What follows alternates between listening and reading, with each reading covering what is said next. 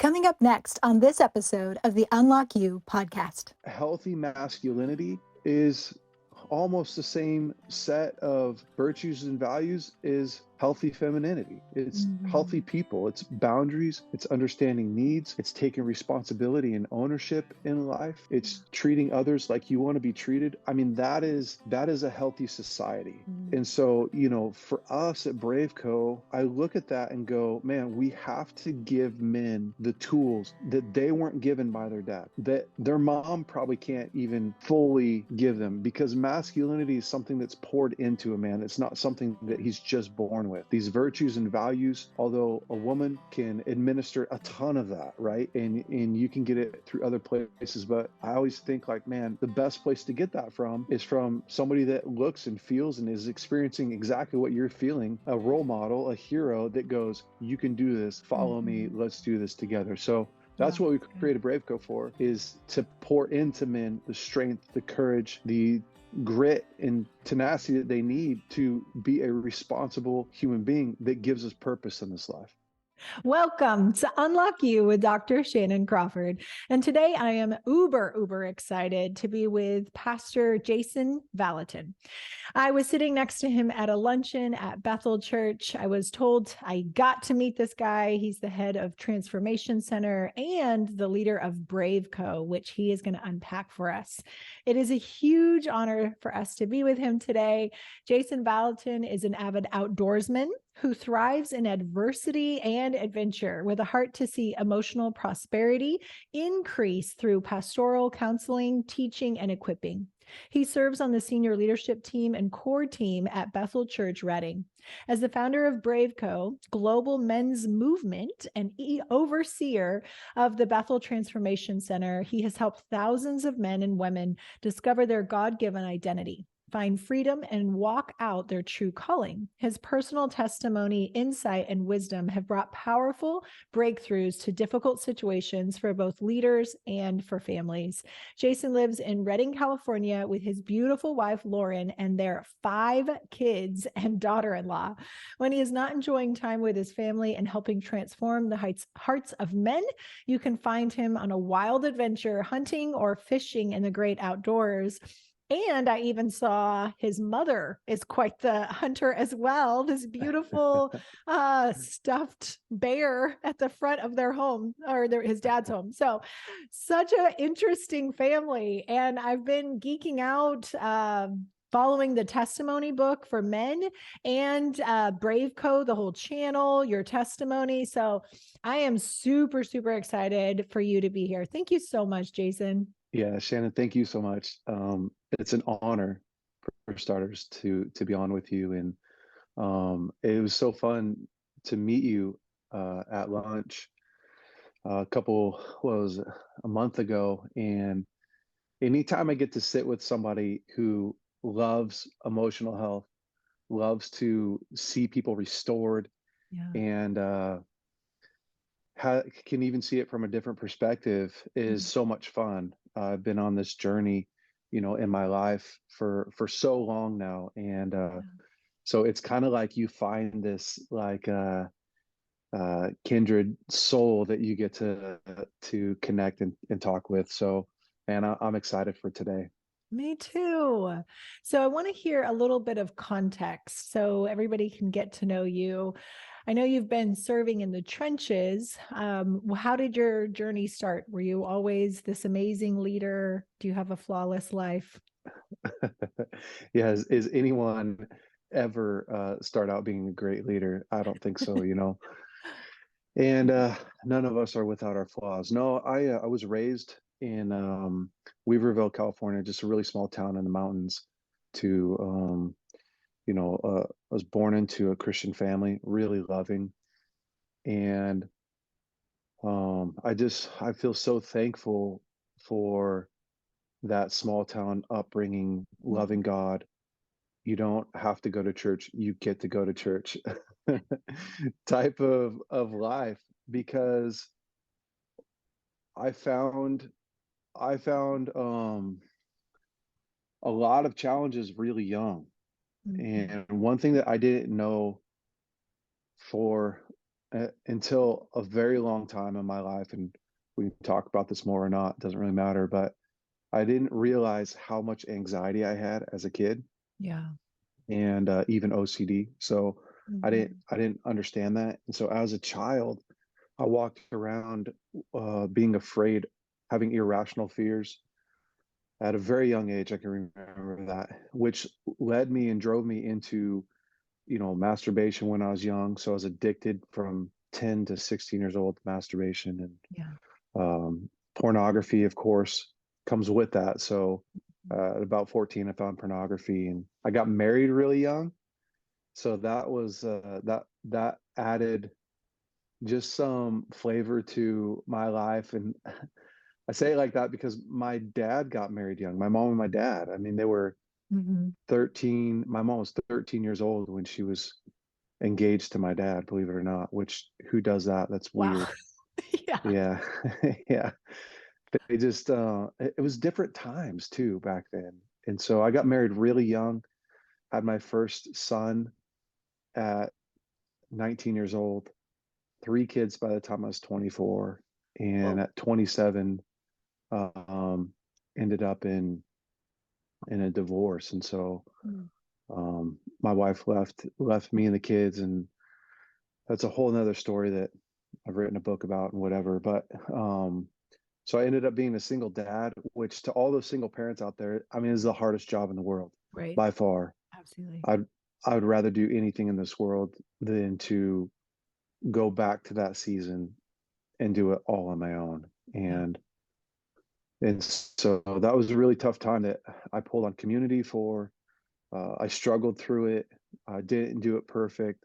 I have some regrets from that. Not that eat me up all day, but man, if I could go back and change a few things, I would, just normal human being stuff. And at 29, I met my now wife. We started dating at 29, but shortly thereafter we started dating, I ended up in a nervous breakdown, believe it or not. Wow. And that lasted a really long time. So it got so bad. I was sleeping 15 hours a day and lost the use of my arms, believe it or not. Yeah, it was crazy. Wow. And again, like we can go deeper into any of this stuff, but you asked Yeah. me like, Yeah. hey, if you lived a Context. perfect life, here's my life. And yeah, so I lost use of my arms and couldn't walk about a mile without a bunch of pain in my body. And I had cancer tests and rheumatoid arthritis tests and MS tests on my brain, and brain scans, all blood tests. And Wow. um, turns out I didn't know how to manage my anxiety well, and I ended up having to get on medication just to make it a fair fight. I was so Yeah. far in the hole. I was so Absolutely. far gone Hmm. that I had to get on Lexapro and clonazepam and start digging myself out of that hole. Yeah. But that was a 5-year journey of Wow. That's a lot. feeling, yeah, of feeling fragile. I got to use my arms back, but the what happens to you mentally and emotionally when you go through something that's so debilitating is Mm. outlasts the physical effects. It was just crazy. And so Yeah. ended up, I got remarried at 31, went on a 7-year journey to have more kids. And so infertility journey, yeah, it's just a big long path. Wow. And then at 38, my wife got pregnant with my Oh. daughter Edie, or 39. She got pregnant with my daughter Edie, Oh. and she's 2 years old, almost Oh three my now. gosh. So you have Yeah, she's older kids and then now a much younger. listen, I'm relevant in two different generations. Yeah. Nice.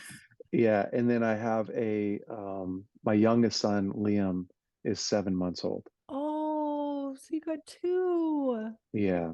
So we Congratulations. have five kids total. My oldest is 23 and married. So that's my son Elijah, and then my daughter Riley, she's almost 21. And then my Wow. son Evan, he's still at the house. He's 18, finishing his senior year of high school. And then we have a big gap. We have Edie, who's 2, and then my son Liam, who's 7 months old. So I mean, that is my life in a very quick nutshell. I'm no stranger to adversity, and really nobody is. Right. Nobody's a stranger to adversity, and life is all about learning how to overcome, learning how to grow, go from glory to glory, and is really how I learned how to help people, Mhm.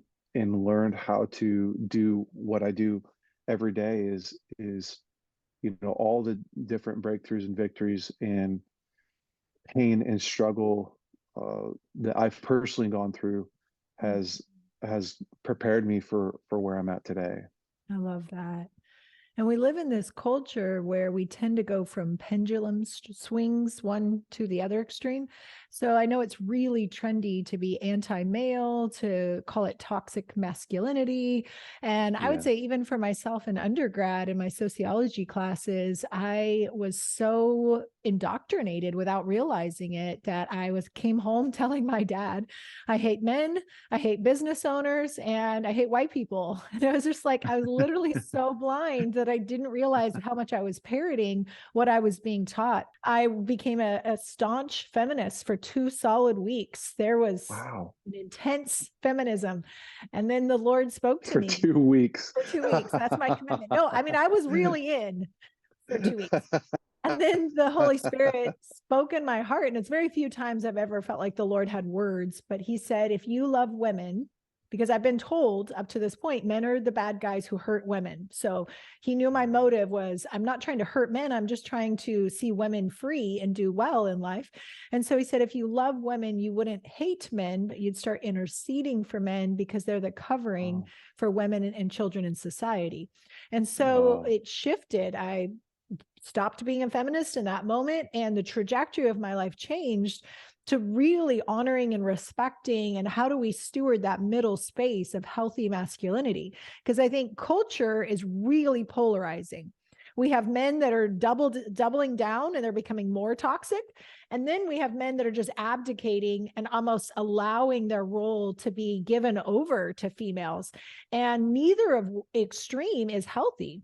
And so I love BraveCoa. I've been following you guys. I love the material because it's that healthy middle place of what is true masculinity, fatherhood, what is the role that a man plays, that never do we want women having to step into that place. Like you said earlier, single parents, that's rough.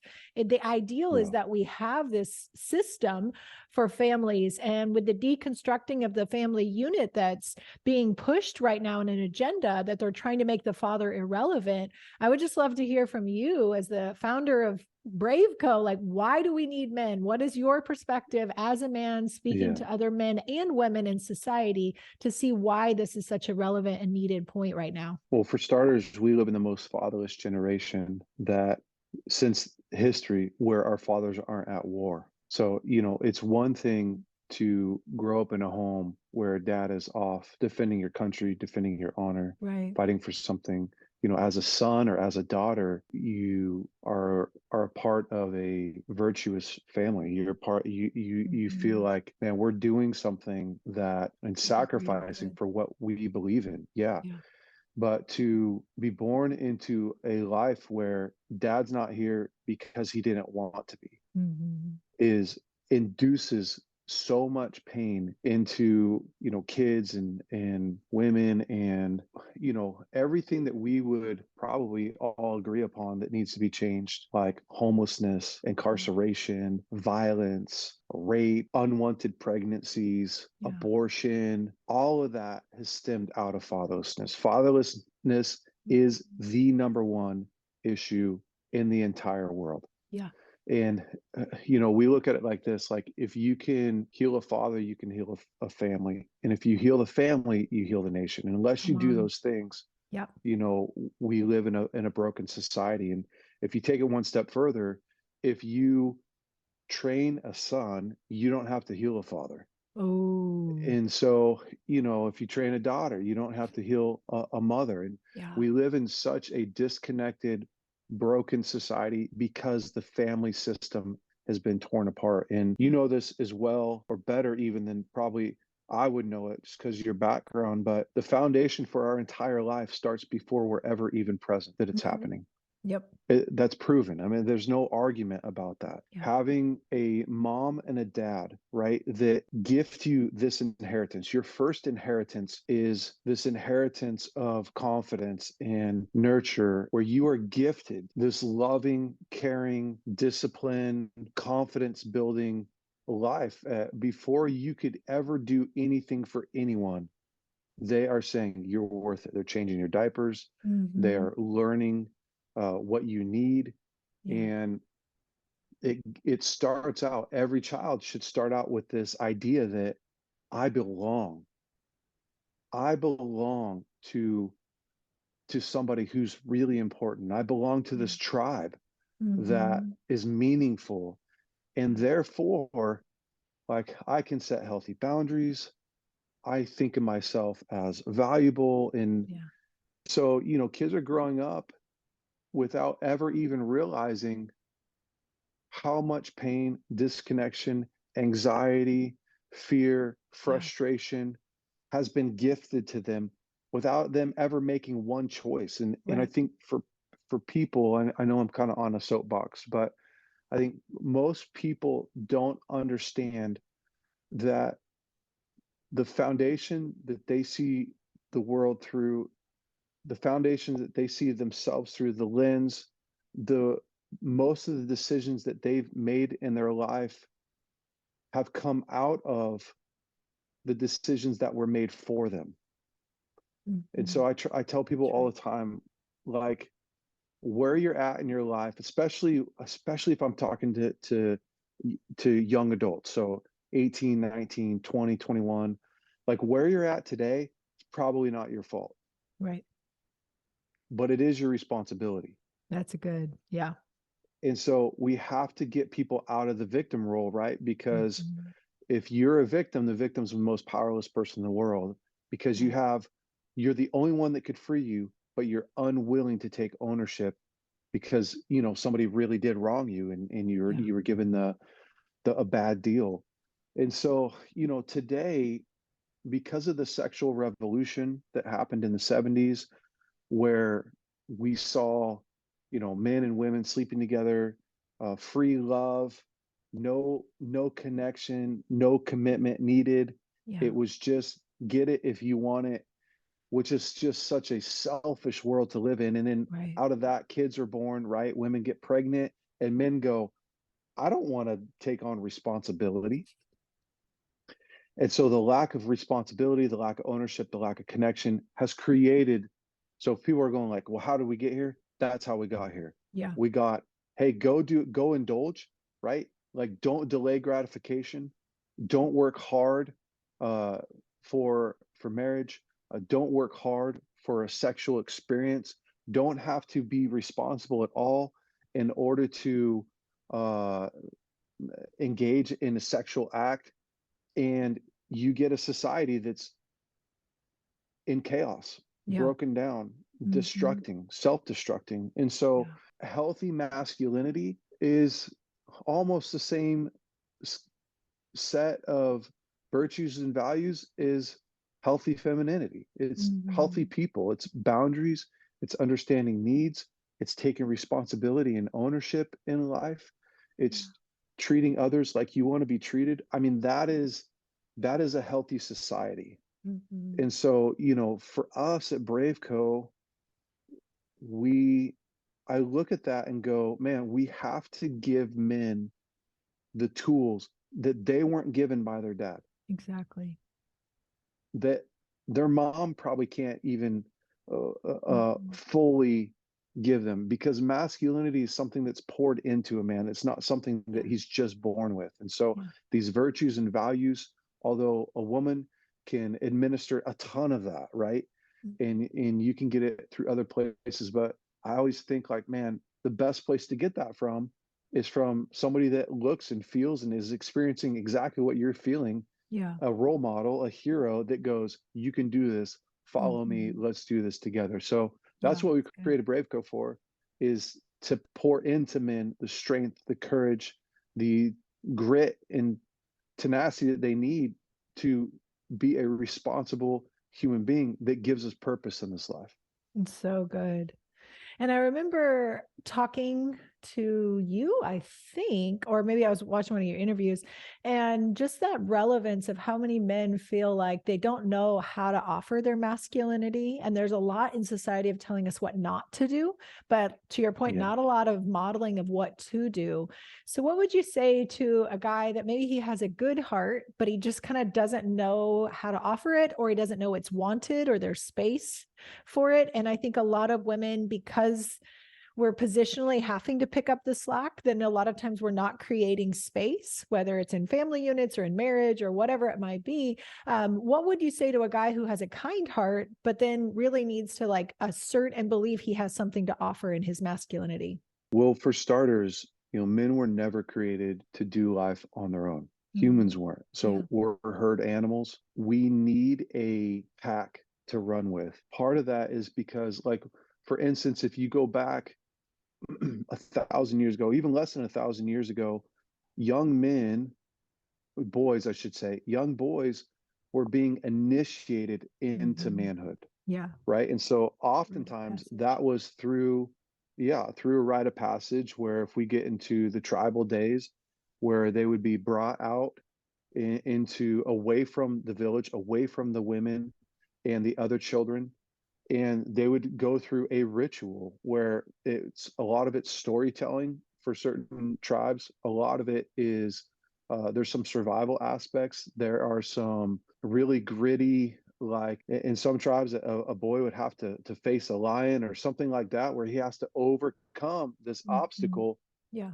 to then earn the right to marry, have kids, hunt food, provide. But also, what you got out of that is, in one of the stories that I've studied, this tribe would take these young boys who are ready for this initiation, this rite of passage, and they would tell them the ancient story of how they became, how we became men, and how we became, and who were created after. Yeah.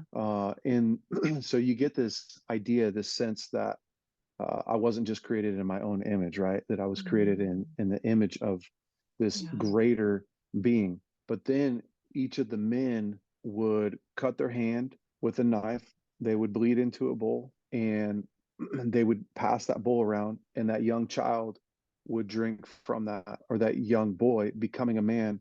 And the idea is that you are getting all of our strength, that Mm. your mother isn't the one that nourishes you, isn't the only Yeah. one to nourish you, but Mm. we are also here to nourish you and lend our strength to you. And I know in our society today, we look at that and go like, holy cow, that's crazy. So That's many gross. germs. Yeah, so many germs or whatever. But what happens is, for a man, he starts to realize, I am a part of a Mhm. tribe, and these men are counting on me. They're lending strength to me, right? So they're giving me nourishment and belonging and acceptance, but Yeah. they're also calling me up to this high responsibility, this high purpose. And I believe I can do it because they think I can do it. Yeah. It's good. And so when we as men just try to hype ourselves up on our own and Mhm. go like, I can do this, I have what it takes, like I'm going to assert myself Yeah. around women and they're going to know that I'm strong and powerful. Well, part of that's like, yeah, maybe better than doing nothing, but the flip side of that is like, initiating your own self is a really tough thing to do in life. Yeah. Creating your own path to confidence, to in anything, is a really, really hard way to do life. And again, it's part of why we do things in small groups. It's part of why we do discipleship. Everything we do is discipleship, because you can't sharpen a knife on itself. A knife has to be Good sharpened point. against iron. Yeah. It It's good. has to be sharpened against something that's harder than itself, in Mm. order to fulfill its purpose. And men are the same, and so what I would love men to do is to get rid of the poser, the Mhm. pretender, which you have to face your ego to do that, because this Yeah. stuff's scary, right? If you grew Yeah. up in a home where you weren't validated, given confidence, Right. given courage, right? Mm-hmm. Like given courage, encouraged, then you're really going to have to face some demons and go like, man, I'm scared that these guys, that I Yeah. don't have what it takes. But Mm-hmm. what happens is when you get into real life on life discipleship or relationship, let's just say relationship with other men Yeah. who are another level above you or as strong as you and push you and encourage you, Yeah. they help you to gain the skill sets, to learn how to really have, how to really show up. So Yeah. healthy boundaries, healthy needs. It's not just about opening the door for women. That's great, but it's about how to protect, provide, and promote. Mm. It's really honestly about how to have a core values and a value system that helps you uh, to operate in your everyday life. Yeah. So that's what I would say to men. So as I'm hearing you say that, it sounds like men really need to gather around healthy community. And we can see that guys can have the boys club and it actually can become more unhealthy, or we can be really intentional with either mentorships or groups. And I think even BraveCoa may have some modeling for that. And what does that look like to try to surround yourself with a healthy tribe of other men? It could start almost anywhere. I love the Boy Scouts of America, what they did, especially the Boy Scouts of America that I grew up in. You know, it wasn't just all about uh, like emotional health and stuff. It was a lot of skills based. But Mm-hmm. when you learn how to tie a knot, you learn how to start a fire, you learn how to navigate through the wilderness all on your own, Yeah. that does something inside of your marriage, inside of your relationship with your kids. You go, oh, navigation is something I can learn how to do. And Mm-hmm. so I'm even going as far as to saying, like, I don't think guys have to go and read the Bible, you know, all day long and pray all day long with guys and just talk about what's going on inside. But you only gain confidence through doing. Mm-hmm. You can get courage from somebody else. I can encourage you, but confidence comes through doing. It comes through these small trial and errors Yeah. in learning how to fail and knowing that if you just keep trying, if you're gritty enough, that you're going to eventually succeed. And that's what men are lacking today. Like how Mm-hmm. many fathers Yeah. are giving their sons experiences where they are testing themselves, Mm-hmm. measuring themselves, which is healthy, assessing what needs to change, and then changing it and watching the end result of that. Yeah. And so if you don't know that you can, then you're frustrated that you can't. Mm-hmm. And then you try to prove that you can. You use your I don't feel like a powerful man. So you find a woman and you try to be powerful for Dominate. a Yeah. woman. You try to, yeah, Mm-hmm. and the woman becomes the proving ground for you instead of all the stuff that was supposed to be proving ground for you when you were young. Yeah. And so to me, it's like healthy masculinity is like, don't make women the proving ground for your masculinity. Go Yes. and go and find a challenge, you know, build the ark, do something that's bigger than you with a community and learn how to fail forward, learn Mm. humility through patience, learn Yeah. how delayed gratification brings you the ultimate reward, right? Yes.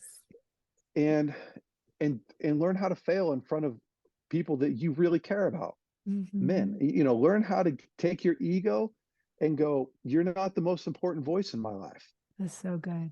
And then as I'm reading the testimonial book on fathering from BraveCoa, which is it accessible? Can people get that online or in your Yeah, so you community? can go to bravecoa.org Okay, and because I order know it I from got there. it at Yeah. the conference. Yeah. So when I was reading that, I felt refathered. I know we were talking ahead of time, and I was like, Yeah. oh my gosh, for males and females, I think it's so healthy to see an illustration of what healthy mentorship, fathering can look like. And so even if somebody didn't come from a good, necessarily awesome fathering Yeah. background, whatever context that might be. I want there to be tons of hope that there are amazing communities, there's resources. And even just reading that testimonial book and getting around healthy people, I can see the ways that God would want to refather some places in me. And I could imagine how much more for men as they engage with your community. What do your groups look like? Yeah, so this last year, we did a 12-month discipleship uh, process for men, journey for men, and that was broken down into 4 phases. The first phase was our foundations of masculinity. So that's 12 weeks. What does it mean to be a man? What's the role of a man? How to work through pain? How to set healthy boundaries, right? Because most men don't have a foundation for that. And it's not their fault, like we talked about earlier. There's no shame in that. It's just facts. And so then we do 12 weeks of sexuality and relationships. We do the like connection codes. So how to actually talk about your emotions, how to find your emotions, what's actually happening. Yeah. And then the science of sex. So the actual neuroscience that's happening in your brain when you're looking at porn and connection and all that stuff, which is so helpful. So needed. And then we do, mapping out your cycles and your highs and lows and mapping out your life. Most people don't even understand what their life was and how it affected them. So, Yeah. and then the next 12 weeks is wealth. So how to deal with your finances, how to have a wealth mindset, how to break off the poverty spirit. And then we do leadership. So that was the last 12 weeks. So we took 500 guys through that this year. We just graduated the first class, which was 100 and we had 167 guys come in and 137 graduated, and it was life changing. Like porn broken off, other addictions broken off, marriages restored, like crazy. And so, we've seen a ton of breakthrough. This year we are pivoting. So for 2023, we really felt like we needed to focus on churches and also building small group curriculum for men that they could administer themselves. So we packaged our first 12 weeks, the foundations of masculinity, and basically created it so that a pastor could take that and lead his men through it, or a guy who listens to this podcast and goes, man, I want a better marriage. I want to break anxiety off my life. I want to get free of porn. I want to be present in my own life and at home with my kids. I don't know where to start. Great. Find 3 other dudes or 2 other dudes or 1 other guy that wants to do the same thing in his life. You can get the videos. There's 13 videos. We added one of our videos from the sexuality, the science of sex, we added to this foundations of masculinity. But the videos, we spent $80,000 in filming. They're done really good. You get 4 activations with those that get you outside of the home and really experiencing what we're talking about. There's assignments, worksheets that go with each one of them. And then there's 3 breakout videos that take you deeper into the content. So, I mean, it's just been, that to me is it's where I'm seeing the most change. I just took 12 guys through the foundations of masculinity. These are millionaires, CEOs, businessmen, and watching the amount of transformation that these men are having in their marriages and their lives has been crazy. So yeah, we've made that available, and all that will be released in January. So if you're a church pastor and you're interested in getting into church, you can actually go to bravecoa.org and give us your email there, and we'll get you a meeting with us so that we could talk about your church and how you can implement and execute that. That's so good. And we had talked about hopefully in the future getting to implement it at Crawford clinics. So I would half love my to. clients are men, and I have a real passion to help men walk in the best that I can as a female therapist, Yeah. but walk in healthy masculinity and unpack a lot of those things that are cultural misnomers. So I know we need to probably take a break here. But thank you so much, Jason Vallotton. And hopefully we can have you back and continue our wonderful conversation. And everybody, if you are listening, whether you're male or female, the more that we support a culture that is honoring to both sides, the more that as a society, we're creating an ecosystem where you can be in your sweet spot without having to take over everyone else's. This is a time more than ever in history that we need you to be healthy and whole. So I hope you stay tuned for the next episode we'll have with Jason Vallotton.